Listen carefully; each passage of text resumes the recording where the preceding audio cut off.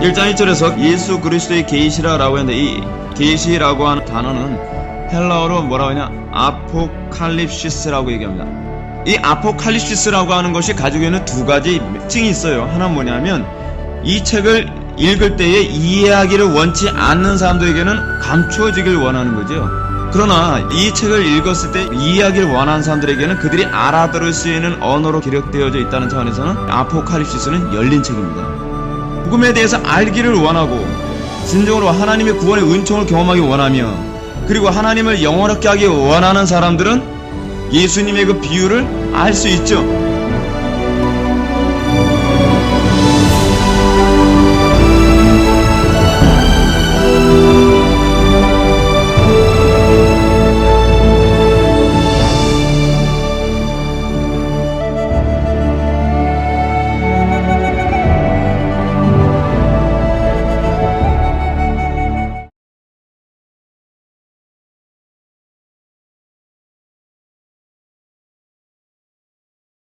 하나님의 말씀은 마태복음 6장 12절 말씀, 신약성경 제 성경으로는 8페이지입니다. 마태복음 6장 12절 말씀 찾으셨으면 우리 다 같이 한 목소리로 봉독하겠습니다. 시작. 우리가 우리에게 죄 지은 자를 사하여 준 것 같이 우리 죄를 사하여 주옵시고. 아멘. 이 시간은 죄 용서를 위한 기도라는 제목으로 하나님 말씀 증거하도록 하겠습니다. 죄 용서를 위한 기도. 여러분, 우리가 계속적으로 주기도문을 살펴보고 있습니다. 주기도문 전체의 구조를 항상 염두에 두어야만 합니다. 기도의 궁극적 목적이 무엇인가를 염두에 두어야만 합니다. 목적이라고 하는 부분은 굉장히 중요합니다. 목적과 수단의 문제가 뒤바뀌게 되면 신앙은 완전히 망가지게 됩니다. 여러분, 목적과 수단의 문제가 얼마나 중요한지 아십니까? 수단은요, 바뀔 수가 있습니다. 그러나 목적은 바뀌어서는 안 됩니다. 예를 들어서 어떤 사람이 행복이라는 목적을 위해서 산다고 칩시다. 근데 여러분, 행복이라는 목적을 위해서 수단은 다양할 수 있죠. 때로는 어떤 사람은 돈이라고 하는 것을 통하여서 행복을 쟁취할 수도 있고, 어떤 사람은 성공이라는 것을 통해서, 어떤 사람은 쾌락이라는 방법으로 이 행복이라는 목적을 쟁취하려 할 것입니다. 그러나 어떤 방법을 사용하든지 그는 결코 목적은 바뀌지 않습니다. 근데 신앙도 동일합니다. 신앙에서도 궁극적 목적이 뭐냐면 사랑입니다. 하나님 사랑, 이웃 사랑이라고 하는 이 궁극적 목적, 또는 하나님의 영광이라고 하는 궁극적 목적이 흐트러지고 이것이 일종의 수단이 돼버리고 구원이 목적이 돼버리면 하나님의 영광이 항상 버림받기가 쉽습니다. 우리는 간혹가다 그러지 않습니까? 우리가 하나님 영광에 사는 건 신앙 좋은 사람들, 몇몇 사람들만 그렇게 사는 거지, 그리고 목회자들이나 그렇게 사는 거지, 굳이 우리 같은 평신도 신앙생활한 지 얼마 안 됐고, 그리고 나같이 어린 사람이 굳이 꼭 하나님의 영광에서 그렇게 헌신하고 희생하며 이렇게 살 필요성이 있겠는가? 라고 생각하는 경우가 많이 있지 않습니까? 근데 그것은요, 잘못 생각하는 겁니다. 궁극적 목적, 그러니까 궁극적 목적은 무엇이냐면 하나님의 영광 위해 사는 거거든요. 그리고 하나님을 사랑하고 이웃을 사랑하도록 우리가 부름받은 것이거든요. 그것을 위해서 종속된 목적이 있습니다. 그것이 바로 우리의 구원입니다. 구원받지 않고서는 사랑할 수가 없어요. 오늘 얘기가 그거거든요. 우리가 용서를 해야 되는데 우리 힘으로 용서를 할 수 있습니까? 다른 사람을요? 없죠. 용서를 할 수 있는 방법이 뭐냐면 용서할 수 있는 기능, 이 펑션이 회복되는 거예요. 하나님께서는 우리가 용서할 수 있는 기능이 회복됐다면 뭐예요? 용서하는 것이 옳다라고 얘기하는 겁니다. 우리가 용서하지 못하는 이유는 무엇이냐면 우리에게 그 기능이 없기 때문이다라고 얘기하는 거예요. 우리가 사랑하지 못하는 것은 우리에게 사랑의 기능이 없기 때문에 그렇습니다. 우리가 하나님의 영광 위해서 사는 것은 그 기능이 회복되지 않는 한 하나님의 영광을 위해서 살 수가 없습니다. 하나님의 영광을 위해 사는 것 중에 하나는 무엇이냐면 용서입니다. 이웃을 용서하는 것입니다. 그런데 문제가 무엇이냐면 이 용서라고 하는 부분을 좀 정확하게 바르게 이해하셨으면 좋겠다는 거예요. 여러분들은 예수님의 이 기도, 주님께서 가르쳐 주신 이 기도를 굉장히 오해를 하는 경향이 많이 있습니다. 그래서 여러분, 오늘 본문 말씀을 보게 되면 우리가 우리의 죄를 사하여 준 것 같이 우리 죄를 사하여 주옵시고, 이 죄라고 하는 이 헬라어, 이 죄라고 하는 헬라어는 무슨 단어냐면 빚이에요. 빚. 우리가 이거 직역을 하면 이렇습니다.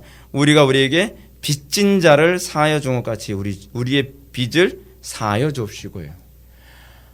그래서 이 영어 성경도 빚진 자들이라고 데비터스를 사용했습니다. 빚진 자들. 근데 이게 번역이 잘못된 건 아니에요. 그러니까 이 헬라어는 빚이라고도 번역이 되고 그리고 죄라고도 번역이 되는 거예요. 그렇다면 이 죄라고 하는 것이 가지고 있는 속성이 뭐죠? 하나님께 빚을 지는 행위예요. 우리가 죄를 졌는데 이 죄는 하나님께 빚을 지는 행위인데 어느 정도의 빚을 졌냐 하면 마치 1만 달란트 빚진 것처럼 엄청난 죄악을 저지른 거예요. 이 1만 달란트 빚진 자에 대한 비유가 어디 나오죠? 18장에 나오죠. 이 부분을 제대로 이해하려면 그것과 관련해서 같이 이해를 해야만 합니다. 그러나 이 부분을 제가 구체적으로 얘기하지는 않을 거예요. 여기서 왜냐하면 중요한 부분 한 가지 얘기해야 되기 때문에 그렇습니다. 제가 이 본문을 일일이 다 자세하게 강의하려면 1시간 넘게 강의를 해야 되기 때문에 제가 마태복음 18장에 나오는 1만 달란트 빚진 자 그 얘기까지 일일이 다 설명은 못하겠습니다. 여기서 우리가 첫 번째로 염두에 둬야 될 것이 뭐냐면 이 청원은 우리 청원이라는 겁니다. 우리가 우리에게 죄 지은 자를 사하여 주는 거예요. 우리가 우리에게 빚진 자를 용서해 주는 거예요. 무슨 얘기인가? 이거예요. 공동체가 유지되는 방식은 형제들의 죄를 용서함으로써 공동체가 유지된다는 얘기예요. 여러분, 공동체가 깨지는 이유가 어디 있죠? 상대방의 죄를 용서해 주지 못할 때 공동체가 깨지는 거예요. 신앙생활에 있어서 정말 이 공동체가, 그리스도의 공동체가 주님 오시는 그날까지 단단하게 세워질 수 있는 유일한 아주 중요한 것 중 하나는 무엇이냐면 공동체 안에 있는 지체들을 우리가 끊임없이 용서해주는 그런 관계를 맺어야 된다는 겁니다. 근데 문제는 뭐냐면 우리가 다른 사람의 죄를 용서해 줄 수 있을 만큼 그렇게 관대하지 못하다는 게 문제죠. 우리 용서 잘 못합니다. 우리의 타고난 본성상 우리는 한 대 때리면 어떻게 해요? 몇 대로 갚아야 속이 후련합니다. 그래서 여러분 뭡니까? 모세의 율법의 특징이 뭐죠? 모세의 율법의 특징? 모세의 율법의 특징은 눈에는 눈, 이에는 이, 그 부분이 나오지 않습니까? 상대방이 내 이를 하나 부러뜨리면 모세는 뭐라 그래요? 그 사람 이를 하나를 부러뜨리라. 너무 심하다고 생각하죠. 근데 심한 게 아니에요. 왜냐하면 네가 알아서 해 그러면 우리는 이빨을 다 부른지르고 싶은 악한 본성을 가지고 있거든요. 우리는 한 대를 만지면 우리는 10대로 갚아주고 싶은 거예요. 이게 우리의 악한 본성이기 때문에 모세 율법은 그냥 공의롭게 네가 맞은 만큼만 갚아라는 거예요. 상대방이 네 한쪽 눈을 멀게 했으면 상대방의 한쪽 눈만 멀게 하는 것으로 그쳐라 라고 하는 것이 소위 구약의 율법이 범주를 딱 정해놓은 거예요. 이게 구약의 율법이 잔인해서가 아니라 인간의 악한 본성의 제한적인 부분을 얘기하고 있는 것이죠. 근데 신약에 와서는 그게 아니에요. 오히려 예수님 뭐라 그러죠? 오른뺨을 맞으면 왼뺨도 돌려대라. 구약의 율법적 개념을 보면 뭐죠? 오른뺨 맞으면, 그래서 모세한테 가서 저 사람 다 오른뺨 때렸습니다. 그럼 오른뺨 때려. 그럼 어디? 있는 힘껏 스파이크 내리듯이 그냥 한 대 딱 때리고 싶죠. 근데 예수님은 왼뺨도 돌려대라. 이게 신약의 복음의 특징이에요. 신약의 복음의 특징. 신약의 복음은 소위 성령 받은 자로서, 구원 받은 자들로서 어떻게 살 것인가? 그것은 용서하는 공동체로서 이 공동체가 유지된다는 거예요. 우리는 왜 용서해야 되죠? 여러분, 재미있는 것이 뭐냐면 이 주기도문에서 용서의 대상은 공동체 지체들이에요.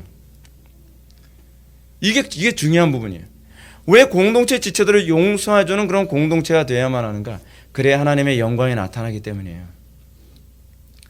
공동체 안에서 만약에 한 대 맞았다고 한 대 때리고 조금 손해봤다고 그 사람들 손해 끼치고 하게 되면 안 믿는 사람들이 교회를 봤을 때 뭐라 그러죠? 콩가루 집안이라 그러죠. 아수라장이라 그러죠. 아주 개판이구만. 세상하고 다를 바 하나도 없구만. 여러분, 사람들이 그것 때문에 공동체 안에서 일어난 이 문제가 어때요? 세상 법정까지 가죠. 손해보기 싫다는 거예요. 나 이 사람한테 사기당했는데 사도 바울은 고린도전서에서 뭐라 그래? 제발 손해봐라. 그거 가지고 하나님의 영광 가리지 마라. 그러는데 고린도교는 어떻게 해요? 나 손해보기 싫다. 나 이 사람 데려가서 세상 법정에서 세워서라도 나 손해 안 보겠다. 근데 예수님의 가르침은 뭐예요? 그걸 위해서 기도해라. 용서하기 위해서 기도해라. 손해보면 손해보는 것으로 그쳐라. 이것이 바로 고린도전서와 오늘 본문과의 관련이에요. 우리는 용서 못해요. 우리는 손해보고 못 살아요. 우리는 한 대 맞으면 다리 뻗고 자지 못해요. 언젠가는 내가 몇 배로 갚아준다. 이것이 우리의 심정이거든요. 그래서 용서를 통해서 하나님의 영광을 나타내는 공동체가 되라는 것입니다. 근데 문제는 무엇이냐면 중요한 게 있어요. 여러분, 상대방이 회개를 안 하는데도 용서하느냐고 하는 문제는 또 별개의 문제예요. 이 문제가 굉장히 중요한 문제입니다. 우리는 이 부분을 염두에 두지 않으면 뭐라 하냐면 자기는 맨날 상대방한테 피해를 끼쳐서 성경에 뭐라 해서 용서하라 했잖아. 용서해. 상대방한테 용서의 의무를 자꾸 강요할 수 있다는 거예요. 여러분, 우리는 대부분 여러분들도 지금 이 설교 들으면서 그래, 그 사람이 왜 나를 용서하네? 좀 용서 좀 해주면 되잖아. 성경이 용서하라 그랬잖아. 우리는 그렇게 적용하고 싶지 않습니까? 자, 그런가 한번 볼까요? 마태복음 18장을 한번 넘어가 봅시다. 마태복음 18장에서 아주 흥미로운 얘기가 나옵니다. 이 용서를 어떤 식으로 적용해야 될지 우리한테 아주 중요한 개념을 주고 있습니다. 18장 15절부터 18절까지 말씀 보시겠습니다. 여러분, 공동체에서 죄에 관한 문제가 나옵니다. 그죠? 그래서 여러분, 이 죄에 관한 문제가 나오고 재미있는 게 뭐냐면 제가 방금 전에 말씀드렸던 1만 달란트 빚진 자에 관한 이 비유가 그 다음에 나와요. 공동체 안에서 죄를 용서해주는 문제가 어떤 식으로 이루어지는지를 먼저 그 앞전에서 얘기하고 뒤에서 1만 달란트 빚진 자 얘기가 나오는 거예요. 아, 이거 시간 말씀 다 얘기해주고 싶은데 그러면 이 금요기도회가 아니라 주일 낮예배가 돼버려요. 그래서 제가 저거 좀 절제해야 될 것 같아요. 볼까요? 내 형제가 죄를 범하거든. 죄는 뭐라 했죠? 빚을 지거든요. 헬라어로 얘기하면 빚으로도 번역이 가능하고 죄로도 번역이 가능해요. 근데 내 형제가 죄를 범하거든 어떻게 해요? 가서 너와 그 사람과만 상대하고 권고하라. 아, 용서해야죠. 그래서 용서하라고 안 해요. 뭐 하라고요? 권고하라는 거예요. 권고하라. 많이 들으면 내가 내 형제를 얻은 것이요. 많이 듣지 않거든 한두 사람을 데리고 가서 두세 증인의 입으로 말마다 확증하게 하라. 계속 뭐려고 하는 거죠? 회개. 그 죄에 대해서 그 죄를 인정하냐 인정하지 않냐를 먼저 요구하는 거예요.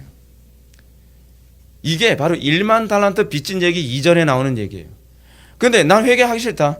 나는 그 죄 인정하기 싫다. 난 진정으로 나는 그 죄 반성한다는 것이 아니라 그냥 뭐 그럴 수도 있지. 뭐 그런 거 가지고 이렇게 심하게 다루나? 아, 그래, 인정해. 내가 죄 졌다는 거 인정하지만 이건 너무 심한 거 아니야? 자, 그런데 17절 보면 만약 그들의 말도 듣지 않거든 교회의 말하고 교회의 말도 듣지 않거든 이방인과 세리같이 여기라. 그러면서 나오는 얘기가 18절이 이거예요. 진실로 너에게 이르노니 무엇인지 너희가 땅에서 매면 하늘에서도 매일 것이요 무엇인 땅에서 풀면 하늘에서도 풀리리라. 진실로 너에게 이르노니 너희 중 두 사람이 이 땅에서 합심하여 무엇인지 구하면 하늘이신 내 아버지께서 그들을 위하여 이루게 하시리라. 합심이라고 하는 합심하여 구함이라고 하는 얘기는 무슨 얘기냐면 죄를 진 사람과 죄를 용서해 주는 사람이 마음이 하나가 됐다는 얘기예요. 그렇게 하면 어떻게 해요? 하늘에서 풀린다는 얘기입니다. 우리는 자꾸 착각하죠. 나는 상습적으로 죄를 지면서 용서해야 돼. 성경이 용서하라 했잖아. 왜 용서 못해? 그 얘기가 아니에요. 공동체 안에서 여러분 죄를 지면 무조건 다 용서해야 되나요? 죄를 습관적으로 반복적으로 계속 져요. 용서해줘야 될 게 아니에요. 아주 배째라는 식으로 막 나오는 그건 아니에요. 성경이 얘기하는 게 그 얘기 아니에요. 그래서 이거에 대해서 오해하지 못하도록 하게 그 다음에 용서하지 않는 종에 관한 용서하지 모르는 종에 관한 얘기가 그 다음에 쭉 나오는 거예요. 이게 같이 이렇게 연결되는 하나의 어떤 꾸러미 같은 거예요. 잘 보십시오.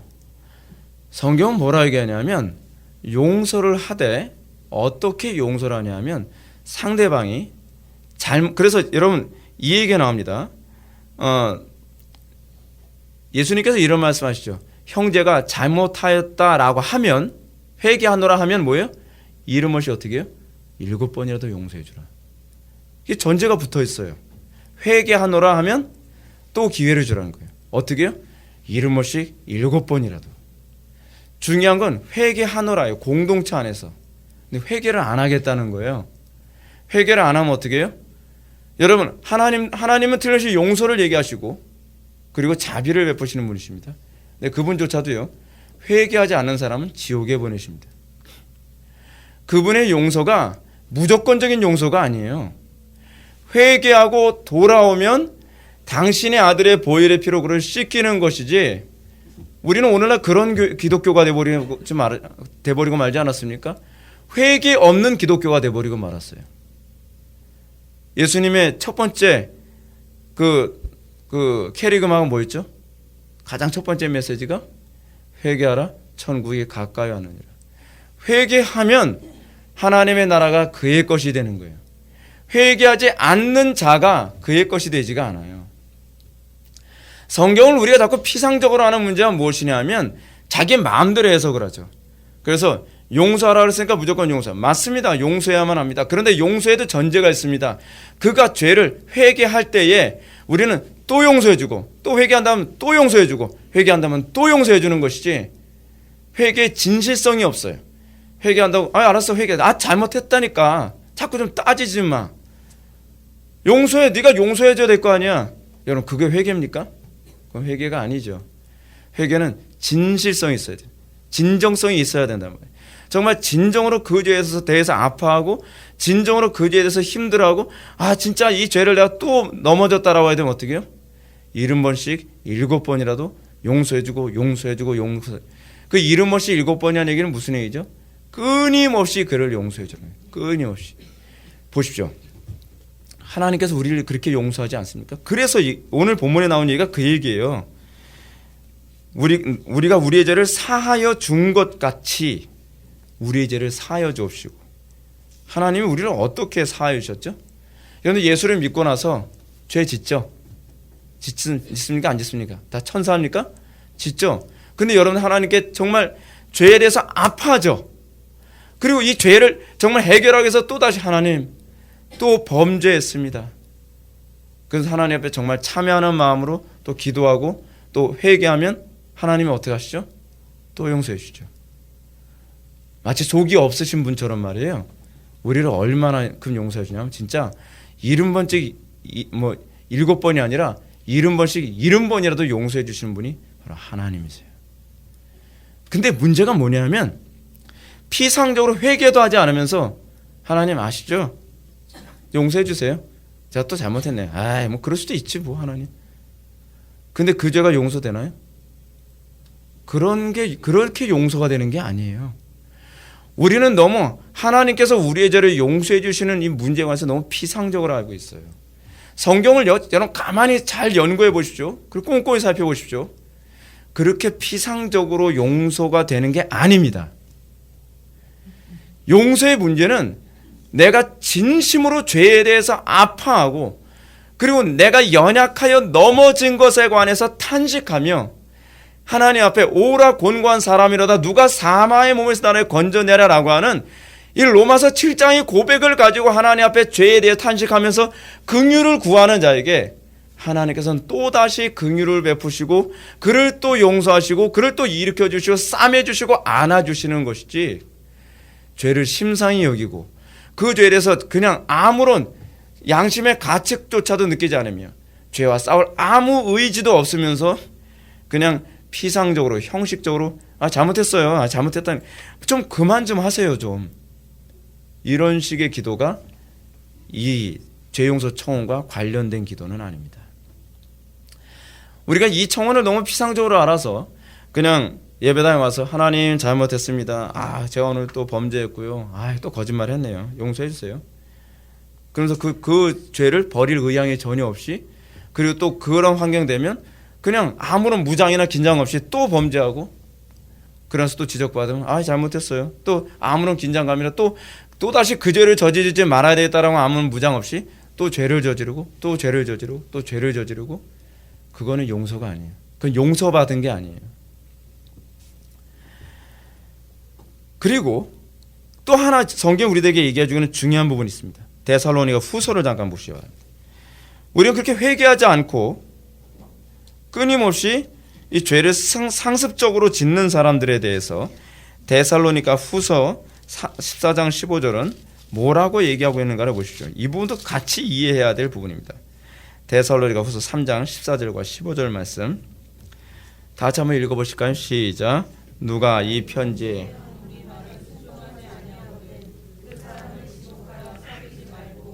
그러하여금 부끄럽게 하라. 그러나 원수같이 생각하지 말고 형제같이 권면하라. 아멘. 그래서 이 사도 바울이 데살로니가 교회를 향해서 얘기하는 게 무엇입니까? 누가 이 편지한 말을 한 우리의 말을 순종하지 아니하거든. 무슨 얘기죠? 회개하지 않는다는 얘기죠. 그런 사람들은 어떻게 얘기하고 있어요? 무조건 용서해줘라, 포용해줘라, 감싸줘라. 교회 안에서 회개하지 않은 사람 무조건 그래도 또 감싸줘야 돼, 감싸줘야 돼. 또 죄짓고 또 짓고 그런데 감싸줘야 돼, 감싸. 권징은 너무 잔인한 거 아니냐? 감싸줘야 돼, 감싸. 그게 아니에요, 여러분. 교회가요 구멍가게가 아니에요. 교회에 와서 그냥 난장판을 펴도 그냥 괜찮아, 괜찮아, 괜찮아, 괜찮아. 그게 아니에요. 교회가 얼마나 질서가 있고 교회가 얼마나 하나님의 그 영광이 선명하게 나타나야 되는 곳인데요. 바울도 뭐라고 얘기해요? 만약에 그러면 어떻게 하라고요? 그 사람을 지목하여 사귀지 말고.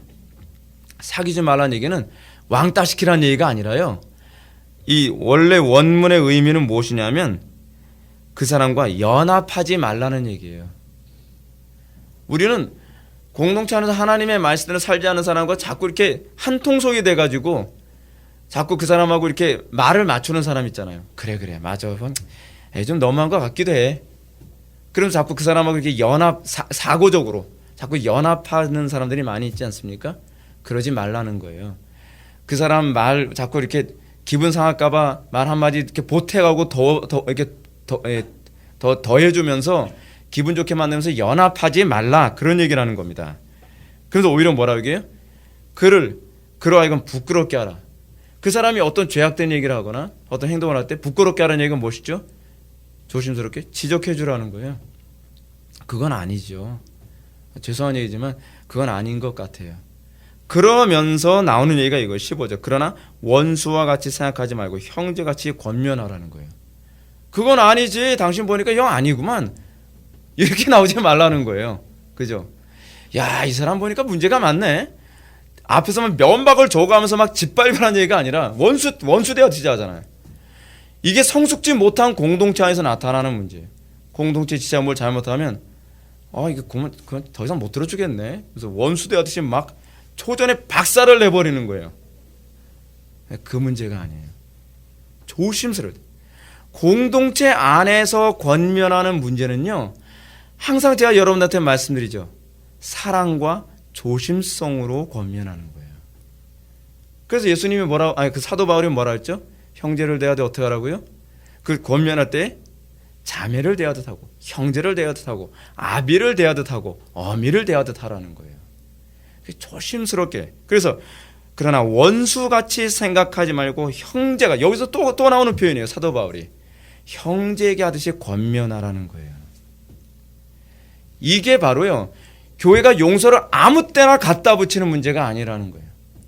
어떤 특정한 죄에 대해서는 징계도 하고, 어떤 특정한 죄에 대해서는 정확하게 지적을 해주고, 그러나 권징을 하면서도 너 죽어봐라 하면서 권징을 하는 게 아니라 어떻게 해요? 그 사람을 정말 불쌍히 여기는 마음으로, 정말 사랑하는 마음으로 권징을 하고, 그래도 받아들이지 않으면 어떻게 해요? 출교를 선언하는 거죠. 여러분, 공동체 안에서 죄를 다루는 문제에 관해서는요, 정말 능숙해져야만 합니다. 공동체에서 죄를 다루는 문제 굉장히 신중해야 되고, 사랑으로 해야 되고, 그리고 지혜로워야 돼요. 우리가 이 죄 용서 청원과 아울러서 그 부분을 반드시 염두에 둬야만 합니다. 근데 그것이 어떻게 해요? 기도해야 돼요. 기도하지 않으면 우리는 혈기를 해요. 왜냐하면 우리는 죄진 사람을 보면 어떻게 되냐면 죄와 사람을 동일시해서 사람을 미워해요. 근데 성경은 우리들에게 뭐라고 얘기하죠? 죄는 미워하되, 이게 어거스틴의 표현이에요. 사람은 미워하지 말라. 우리가 미워해야 될 대상은 죄지 그 사람이 아니에요. 그것이 성숙한 교회예요. 그것이 성숙한 그리스도인이에요. 그럼 용서의 근거는 무엇인가? 우리는 왜 용서해야만 하는가? 우리조차도 용서받은 존재이기 때문이에요. 어떻게 용서받았죠? 우리가 좀 괜찮아서 여러분 구원받았습니까? 우리가 좀 선행을 많이 해서 여러분 용서받은 존재입니까? 아니, 우리도 아무 자격 없는, 이게 바로 18장에 나오는 용서하지 않는 종에 관한 비유가 그 얘기예요. 우리가 어떤 상태에서 구원받은 거예요? 우리는 용서받지 못할 죄를 진 상태에서 구원받았다는 것을 아는 거죠. 그것 때문에 우리는 다른 지체들의 죄에 대해서 함부로 정죄하고 짓밟듯이 행동할 수 없다는 거예요. 왜냐하면 나도 용서받을 아무 자격이 없는데 용서받은 것처럼. 그리고 내가 저 사람보다 좀 더 도덕적이기 때문에 용서받은 것이 아니죠. 저보다 나은 것이 아무것도 없지만 나는 그냥 지금 현재 그 죄를 저지르지 않은 것뿐이에요. 그 차이예요, 그 차이. 그래서 우리는 그 용서가 어디서 나오는 용서는 긍휼과 사랑에서 나오는 용서예요. 그건 자기 자신에 대한 인식에서 나와요. 나도 얼마나 비참하고 얼마나 죄악된 상태에서 구원받았는가에 관한 그 인식에서 형제의 죄를 바라볼 수 있게 되는 거예요. 그래서 나도 동일한 죄인임을 자각하고, 그래서 우리의 마음속에 예수님께서 우리를 용서해 줄 때 그 마음이 뭐예요? 긍휼히 여김으로 용서하셨던 것처럼 우리도 형제를 바라보면서도 긍휼히 여기는 마음으로 용서할 수 있어야 된다는 것입니다.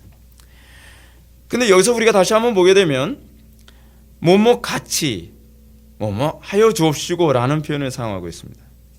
우리가 우리에게 죄 지은 자를 사하여 준 것 같이 우리 죄를 사하여 주옵시고, 마치 우리는 내가 다른 사람의 죄를 용서해 준 만큼 하나님도 나의 죄를 용서해 주셔야만 합니다 라는 무슨 그런 거래를 하고 있는 것처럼 보이지 않습니까?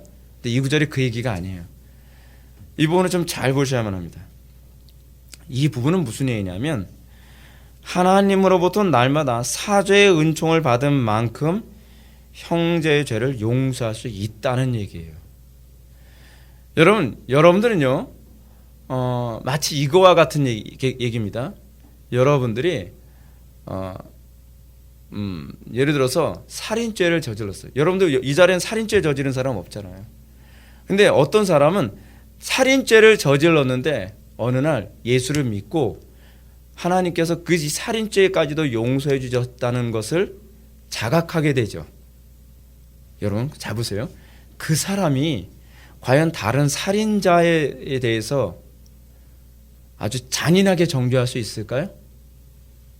나도 살인자였었는데 당신도 용서해 주실 거야. 그렇게 얘기할 수 있지 않을까요?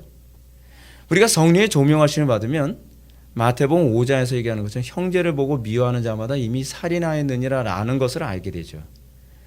내가 살인자와 같은 그런 동일한 죄악에 대해서 용서를 받았다라고 하는 그 깨달음과 그 조명을 받은 사람은 공동체 안에 살인자가 와도 그를 정죄할 수 없다는 거예요. 우린 그런 식으로 정죄하지 않는다는 것이죠. 이게 바로 본문이 얘기하는 바예요. 우리가 우리에게 죄 지은 자를 사하여 준 것 같이 우리 죄를 사하여 주옵시고. 여러분들은 어떻습니까? 여러분들은 내가 얼마나 악한 자이고 우리가 얼마나 음란한 자이고 우리가 얼마나 교만한 자이고 우리가 얼마나 사악한 존재인지 그 상태에서 구원받았는지라는 것을 여러분들이 자각을 한다면 우리 동성애자 함부로 정죄 못합니다. 우리는 동성애라고 하는 죄는 미워하지만 그 사람들에 대해서 긍휼히 여겨야만 합니다. 저는 요즘 이런 부분에 대한 묵상이 굉장히 커요. 우리는 공동체 안에서 TV에서 나타나는, 저는 개인적으로 그래요. 어떤 목사님이 칼부림했다. 그 행위 자체는 하나님 영광을 가렸고 굉장히 잘못한 거지만 저는요 불현듯 그런 생각이 들어요. 내가 저런 상황에서 내가 저러지 않을 수 있을 거라고 뭐로 장담을 하지? 제가 노회를 갔거나 제가 총회를 갔는데 어떤 나이 드신 목사님이 갑자기 칼로 제 옆구리를 찔렀어요. 사건이 그렇게 발달된 거거든요. 총회 안에서요. 근데 저도 젊으니까 그분도 40대고 저도 40대예요. 저도 그 혈기가 있으니까 그 순간적으로 나도 그 칼을 뺏어서 안 한다라고 뭐로 보장을 하죠? 우리는요 다른 사람 정죄 되게 쉽게 합니다. 나는 마치 베드로처럼 나는 그런 죄를 저지르지 않을 겁니다 라고 우리는 쉽게 얘기하죠. 근데 만일 여러분들이 그 자리에 있다면 그 죄 저지르지 않는다면 뭐로 보장을 하죠?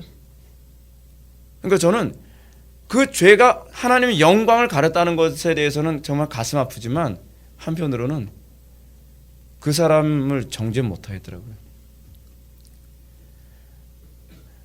제가 그런 경험이 있어서는 아니에요, 여러분.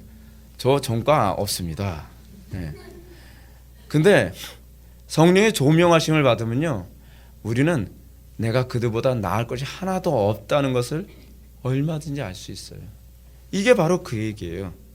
우리가 우리에게 죄진 자를 사하여 준 것 같이 우리 죄를 사하여 줍시고, 하나님으로부터 날마다 사죄의 은총을 받은 만큼 우리는 형제의 죄에 대해서 관대함과 사랑과 긍휼로 바라볼 수 있을 거라는 사실입니다.